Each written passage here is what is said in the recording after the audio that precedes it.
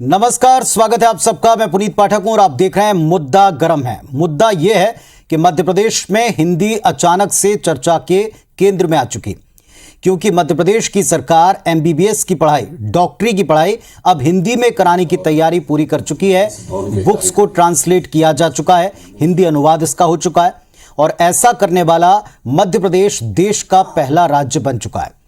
खुद देश के गृह मंत्री, केंद्रीय गृह मंत्री अमित शाह कल पाठ्यक्रम से जुड़ी हिंदी की किताबों का विमोचन करने आ रहे हैं। आज स्वयं मुख्यमंत्री शिवराज सिंह चौहान ने भोपाल में एक भरे सभागार में हिंदी को लेकर एक बड़ा कदम उठाने का ऐलान किया। मुख्यमंत्री ने कहा कि भोपाल में भारत भवन में हिंदी के ऊपर आयोजित एक संगोष्ठी के दरमियान वो ऐलान कर रहे हैं कि महापौर मालती राय अंग्रेजी वाले बोर्ड और होर्डिंग्स को शहर से हटवाएं और हिंदी में इसको करें। मुख्यमंत्री ने कहा कि मध्य प्रदेश एक नए युग की शुरुआत कर रहा है। जाहिर तौर पर मुख्यमंत्री ने अपनी मंशा को पूरी तरह स्पष्ट कर दिया कि अब मध्य प्रदेश में अगर चलेगी तो हिंदी चलेगी। धीरे धीरे करके हम हिंदी की तरफ बढ़ेंगे और पूरे देश में एक मिसाल कायम करेंगे। जैसे लोग भी बैठे हैं, बहन मालती जी कुछ चीजें भोपाल में शुरू कर दो, मिलके करेंगे, चिंता मत करो। बोर्ड वोर्ड बदलने का काम तो सरकारी तो सब बदल डाले, उसमें क्या वो तो बंद कर ही सकते हैं, बाकी फिर दुकानदारों को भी बदलेंगे।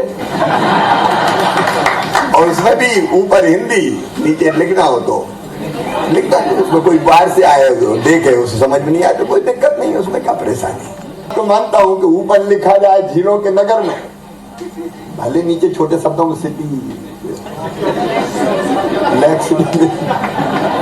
हमने बनाया बहुत, उसको पता नहीं रहा। मैंने कहा उस रोड का उद्घाटन करना, कौन सा वो बुले, क्या बुले बड़,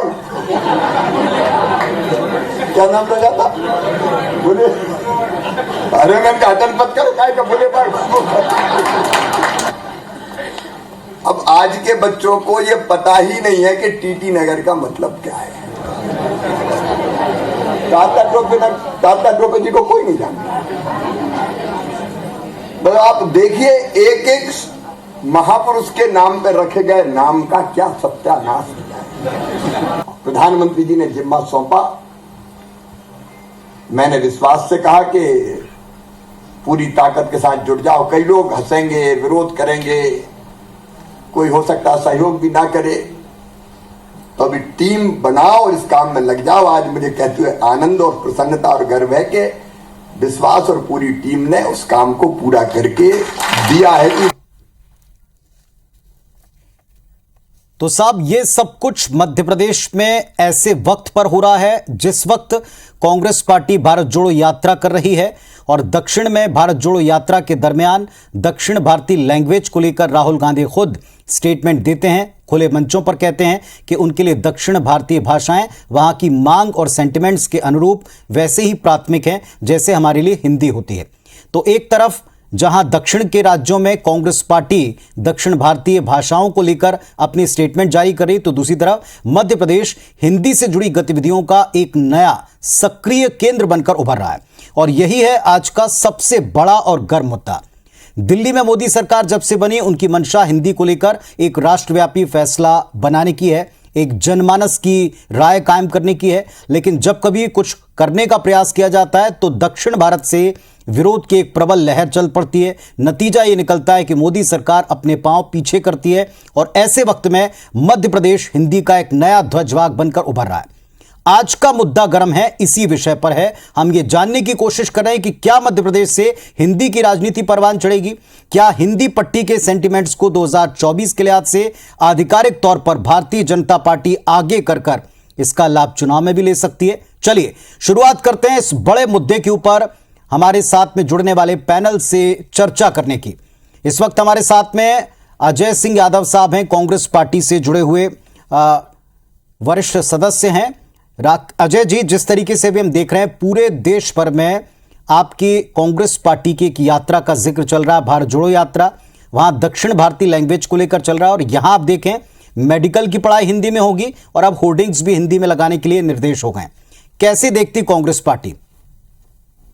देखिए पुनीत जी, कांग्रेस पार्टी और हमारी नीति इन मामलों में स्पष्ट रही है देश के आजादी की पार्टी, राष्ट्रीय आंदोलन की पार्टी, राष्ट्रवाद की पार्टी, देश का चाहे राष्ट्रीय ध्वज हो, राष्ट्रीय चिन्ह हो, राष्ट्रीय भाषा हो, ये सभी कभी ना कभी कांग्रेस की सरकारों के दौर में ही स्थापित हुए और हिंदी को राष्ट्रभाषा का दर्जा कांग्रेस की सरकार ने ही दिया है। इसलिए इस मामले में कांग्रेस की कभी कोई दूसरी राय नहीं हो सकती है कि अगर राष्ट्रभाषा हिंदी के सम्मान में या हिंदी के प्रचलन को बढ़ाने के लिए कोई कदम उठाए जाए तो उसका हम स्वागत करते हैं, होना चाहिए। लेकिन भारतीय जनता पार्टी के नेता जन भावनाओं के साथ राजनीतिक एजेंडा जोड़ते हैं और जन भावनाओं के साथ खिलवाड़ करते हैं, केवल राजनीतिक लाभ के लिए ये विषय लेके आते हैं। मैं आपको उदाहरण देता हूं, मध्य प्रदेश की राजधानी भोपाल में 7 साल पहले यही पूर्व मुख्यमंत्री शिवराज सिंह चौहान जी हिंदी दिवस के उपलक्ष्य में घोषणा करी थी कि भोपाल के बाजारों में होर्डिंग हिंदी में होंगे और जवाहर चौक, टीटी नगर के इलाके में बहुत सारे होर्डिंग सरकार द्वारा बदल दिए गए थे, हिंदी में होर्डिंग लगा दिए गए थे।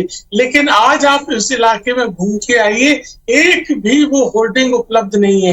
केवल सरकार द्वारा राजनीति करने के लिए अजय जी, मेरे 2-3 छोटे-छोटे सवाल हैं। काम किया गया एक पूरा बड़ा पैनल हमारे साथ जुड़ेगा। 2-3 छोटे-छोटे सवाल हैं। भारत जोड़ो यात्रा के दौरान जब 2 पूर्व मुख्यमंत्रियों के द्वारा, बड़े नेताओं के द्वारा हिंदी को लेकर हम पर थोपी ना जाए इस तरह के बयान, इस तरह के पत्र वो सामने आते हैं। राहुल गांधी जी स्वयं कहते हैं, जो भारत जोड़ने निकले, वो कहते हैं कि साहब मेरे लिए कन्नड़ या कोई भी दक्षिण भारतीय भाषा उतनी ही इम्पॉर्टेंट है जितनी हिंदी, और इनको जैसा ये चाहते हैं ऐसा होना चाहिए। कॉन्ट्रडिक्ट नहीं कर रहे हैं। आप कह रहे हैं कि राष्ट्रभाषा के सम्मान में हम जो चाहें, जो कांग्रेस करना चाहती है उसका सपोर्ट करेगी, लेकिन दूसरी तरफ आप कह रहे हैं कि हमारे लिए दक्षिण में थोड़ा सा अलग है। ये बड़ा कॉन्ट्रडिक्टरी है। देखिए, बिल्कुल अलग नहीं है। दक्षिण में जो क्षेत्रीय भाषाएं, उनका भी अपने अपने राज्यों में अलग सम्मान है और उनका भी हम सम्मान करते हैं। कांग्रेस पार्टी कभी दोहरी नीति, दोहरी राजनीति नहीं अपनाती है। मैंने आपको उदाहरण दिया कि इसी तरह का निर्णय मध्य प्रदेश में 7 साल पहले हो चुका है। दुकानों के होर्डिंग बदले भी गए थे सरकारी खर्चे पे और कहीं उन होर्डिंग का अता पता नहीं है, और उसी घोषणा को दोबारा केवल राजनीतिक प्रोपेगेंडा के तहत लाया जा रहा है। आज कर्नाटक में भारतीय जनता कांग्रेस पार्टी सपोर्ट करती है जो कुछ मध्य प्रदेश की सरकार कर रही है। आप भारतीय जनता पार्टी या कांग्रेस पार्टी के बीच में इसमें कोई फर्क नहीं पाते? हिंदी को लेकर जो कदम प्रदेश में उठ रहे हैं आप उसका सपोर्ट करते हैं? देखिए, हिंदी के लिए कदम उठाया जाना चाहिए, लेकिन भारतीय जनता पार्टी सरकार केवल 120 कदम उठाती है मध्य प्रदेश के उच्च न्यायालय में, जो कि जनता से जुड़ा हुआ मुद्दा है। आप कह रहे हैं दिखावा है, शोपीस है। हमारे साथ भारतीय जनता पार्टी से भी सनवर पटेल साहब जुड़ गए हैं। सनवर जी, उत्तर दीजिए, क्या जो कुछ भी आप लोग कर रहे हैं वो कांग्रेस पार्टी की भारत जोड़ो यात्रा में दक्षिण भारत में जो कुछ हो रहा है उसका जवाब है या दिखावा मात्र है? यहाँ जो कांग्रेस पार्टी के अजय जी बैठे हुए हैं वो कह रहे हैं कि साहब ऐसा पहले भी आपने घोषणाएं की, असर कुछ नहीं हुआ। देखिए पुनीत जी, भारतीय जनता पार्टी ने सदैव से हिंदी को, अपनी राष्ट्रभाषा को कैसे महत्व दिया जाए, कैसे वो सर्वोच्च पर हो, कैसे हिंदी में लोग अपनी पढ़ाई करें, अपनी बोलचाल में लाए, इन सब बातों को बहुत ही प्राथमिकता से रखा है। और आज उसी कड़ी में जिस प्रकार से माननीय मध्य प्रदेश की सरकार ने और माननीय मुख्यमंत्री जी ने ये घोषणा की है कि मेडिकल की पढ़ाई भी हिंदी में होना चाहिए। ये बताइए आप कि जो बच्चे जिनका इंग्लिश स्कूल नहीं रहा हो, जिन्होंने प्राइमरी में इंग्लिश नहीं पढ़ी हो, लेकिन वो बहुत विद्वान बच्चे हैं और उनका हिंदी में अच्छा अध्ययन है, हिंदी पर अच्छी पकड़ है, तो वो कोई मेडिकल की पढ़ाई क्यों नहीं कर सकते? जो हमारी मातृभाषा में सवाल रखते हो उनको।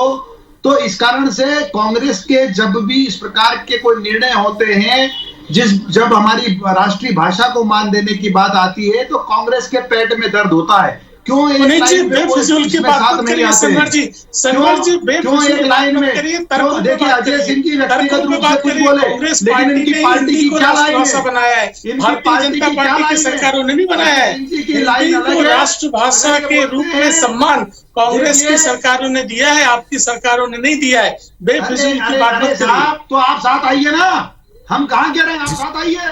अरे हम तो स्वागत करते हैं, लेकिन मैंने आपसे पूछा कि आप लोग केवल दिखावे की राजनीति करते हैं। मैंने आपको कोट किया, 7 साल पहले मध्य प्रदेश की राजधानी भोपाल में तमाम तरह के दुकानों के चलिए ठीक है, आप दोनों के पक्ष जनता ने सुने हैं। और इस वक्त आपको यह भी मैं बता दूं, डॉक्टर वेद प्रताप वैदिक जी वरिष्ठ पत्रकार, और हिंदी को लेकर जितने भी हम जिक्र छेड़ते हैं इसमें इनका और इनके ओपिनियंस का बड़ा महत्व है। हमारे साथ में जुड़ चुके हैं डॉक्टर वैदिक, नमस्कार, स्वागत है आपका IBC 24। मुद्दा गर्म है, और इस मुद्दा गर्म है में जो सबसे बड़ी बात, मध्य प्रदेश एक अगुआ बन रहा है हिंदी को लेकर। MBBS की पढ़ाई हिंदी में होगी, होर्डिंग्स हिंदी में लगाए जाएं, इस बात का निर्णय हुआ है। कांग्रेस दक्षिण में क्या कर रही है आपको ज्ञात ही होगा। क्या मध्य प्रदेश में आप एक क्रांति का सूत्रपात पाते हैं, या इसमें सिर्फ आपको राजनीतिक हलचल नजर आती? नहीं, ये तो मैं समझता हूँ कि देश में सच्ची आजादी का सूत्रपात है।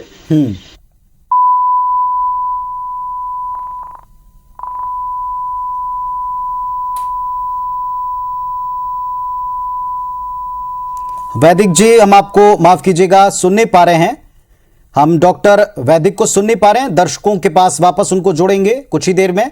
हमारे साथ में दोनों पक्षों के नेता हैं। सनवर साहब, बार बार कांग्रेस पार्टी कह रही है कि ये कदम आप लोगों ने पहले भी उठाए, लेकिन इंप्लीमेंट नहीं करते, केवल घोषणाएं करते हैं। ये आरोप आप पर वो लगा रहे हैं, और वो दोहरा चरित्र कैसे अपनाते हैं ये भी क्लियर करें।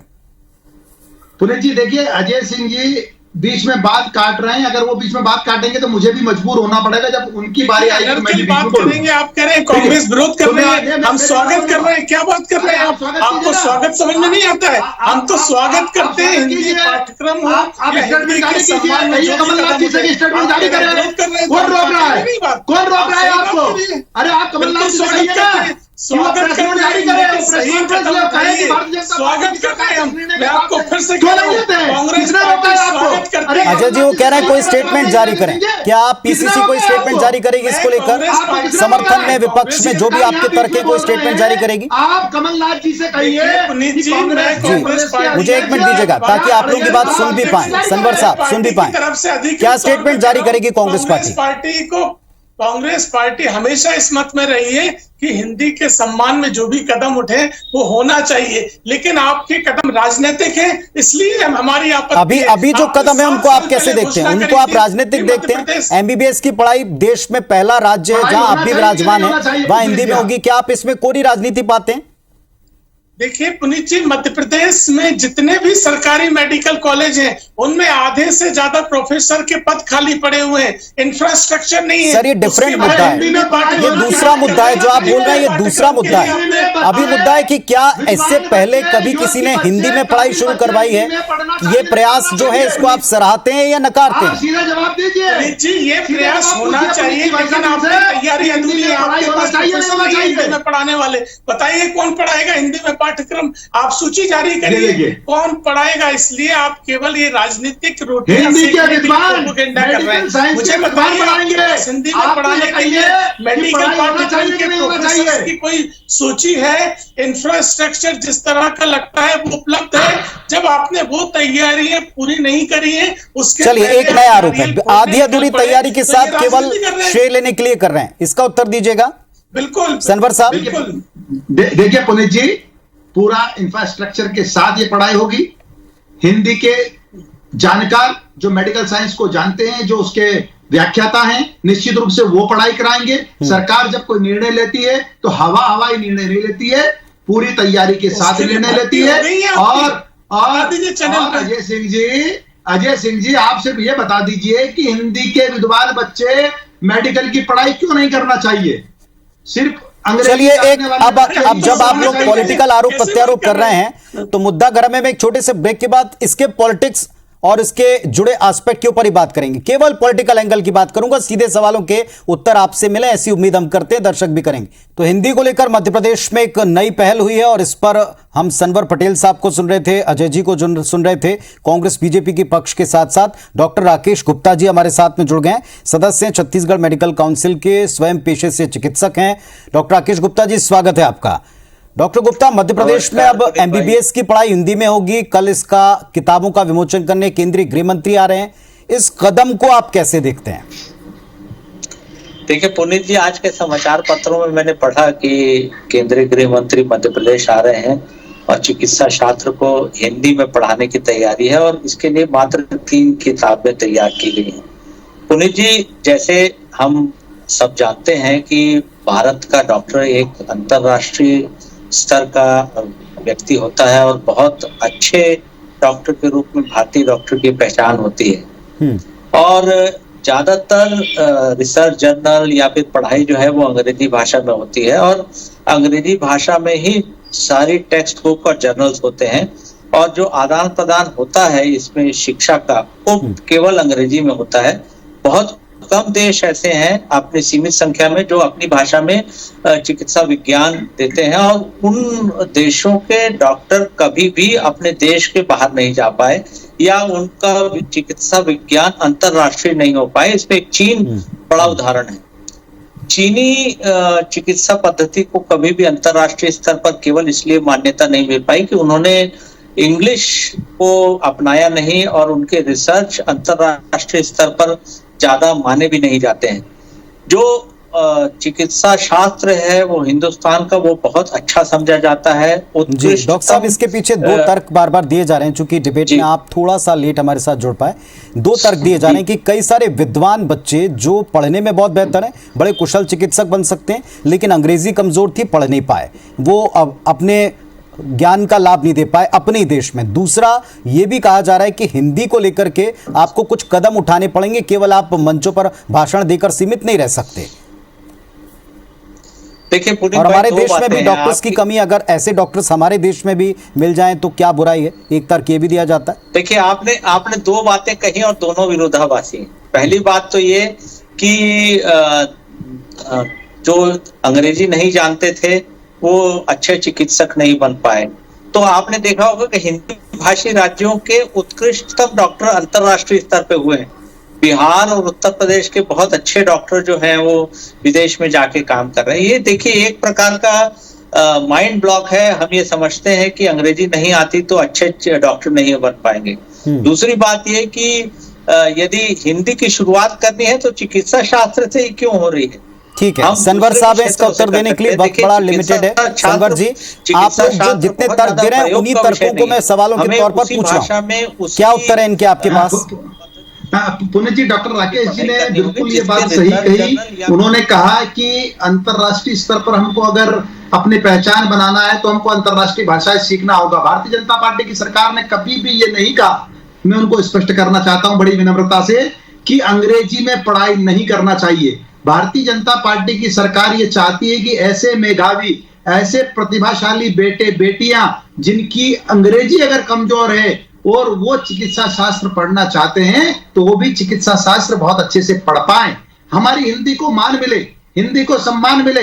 और ऐसे बेटे बेटियां जो सिर्फ अंग्रेजी में अंतरराष्ट्रीय स्तर के ऊपर कैसे कॉम्पीट करेंगे, वो अंतरराष्ट्रीय स्तर पर अपने अनुभव का लाभ कैसे दे पाएंगे?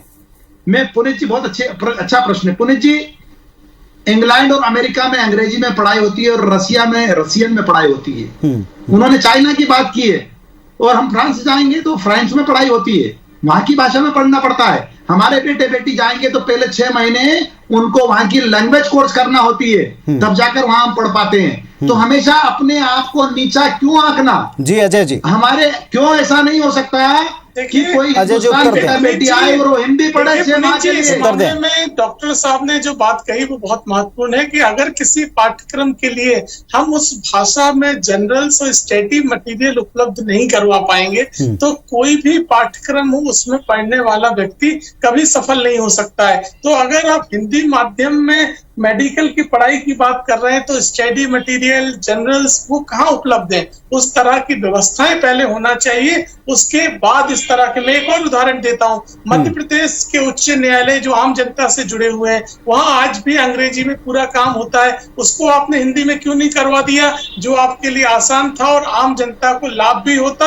और किसी तरह के अंतरराष्ट्रीय ट्रांसलेशन की आवश्यकता भी नहीं थी। लेकिन क्योंकि आपको राजनीतिक एजेंडा सेट करना है, आज आपको एजेंडे में ये मुद्दा फिट बैठ रहा है, इसलिए आप इसको लेके आ गए। आपको और जहां तक सनवर जी बहुत जल्दी से 10 सेकंड में आप उत्तर दें इसका। पहले आपने यही पुनीत जी, हमारे विद्वान साथी को कहिए कि ये यूट्यूब पर जाए और हाई कोर्ट की जो चलती हुई प्रक्रिया है उसको देखें। वहाँ अंग्रेजी के साथ साथ हिंदी भी अलाउ है, हिंदी में भी बात होती है। चलिए साहब, वो दिन दूर नहीं है जब मध्य प्रदेश में ये जो आप प्रयास कर रहे हैं, इस प्रयास के परिणाम मिलने लगेंगे।